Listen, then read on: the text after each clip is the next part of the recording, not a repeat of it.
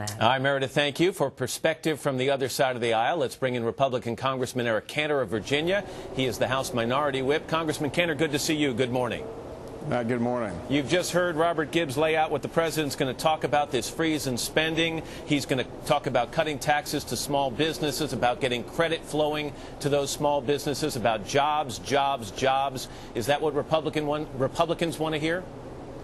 Well, Matt, the American people want to hear that the president has listened and that he's learned from what has gone on over the past year here.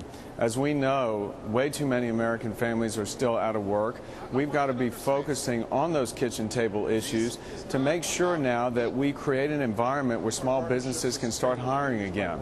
The path to make that happen is through creating the environment, empowering small businesses. It's not through more government programming or Washington spending. When you say they want to hear that he has listened and he's learned, do you think that they want to hear, and do you want to hear that contrition that Meredith just talked about?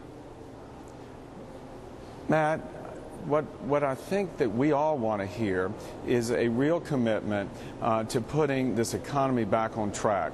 And it starts right here in Washington. The president has talked about the need for fiscal discipline now. The problem I have got, given that just last month we saw him sign a bill that increases spending by 12%. Yesterday, on the same day that the White House announced that it would tighten the belt, it also introduced tens of billions of dollars of new spending. Either we're going to stop the spending and focus back on the issues that are important to people, empowering small businesses, right, or we're going to continue this process of out-of-control deficits. This poll that we've already been talking about this morning, Congressman Cantor from the Wall Street Journal, NBC News, 58% of Americans asked believe the country is on the wrong track. But when asked who's to blame, 48%, clear majority actually, hold Republicans in Congress responsible. So what's your part in this? Matt, we have stood ready and willing to work with this president since his first day in office. We were there when the stimulus discussion occurred. And nobody supported it.